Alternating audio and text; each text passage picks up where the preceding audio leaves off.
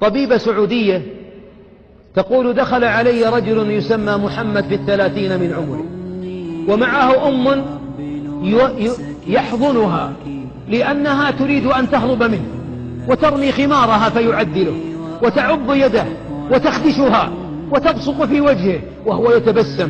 دخلت في العيادة أمه ثم رمت خمارها وبدأت تضحك ضحك المجنون الذي لا عقل له، وتدور على طاولة الطبيبة. سألت الطبيبة محمدا: من هذه؟ قال: أمي.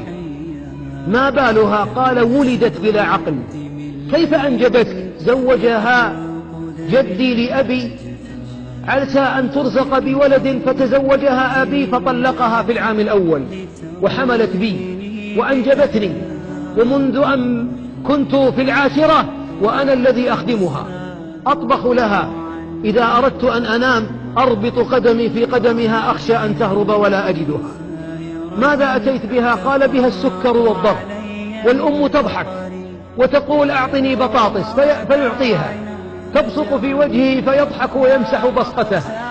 ثم قالت له: هذه أمك لا تعرفك؟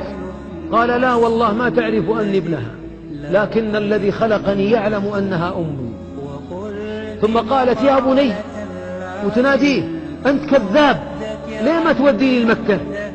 ترى مكة في الشاشة. قال: الخميس يا أمي، أما قلت أني سأذهب بك في الخميس؟ فقالت الطبيبة: أتذهب بها وقد زال التكليف عنها؟ تذهب بها للعمرة؟ قال: كلما أرادت مكة أذهب بها، لا أريد أن تتمنى شيئا وأنا قادر على تحقيقه ولا أعمله لها. ثم خرج مع أمه مع الباب، وأغلقت الطبيبة الباب وبكت بكاء مرا لذيذا. قالت: سمعت عن البر، لكن أن أرى شابا أمه لا تعرفه وحياته تحت قدمي أمه يخدمها حتى يقضي الله بينه وبينها صفحة بر جميلة، قادر كان أن يرميها في مصحة للأمراض العقلية، لكنه أراد رفقتها ليبقى باب الجنة مفتوحا في حياته. اللهم لا تحرمنا فضلك.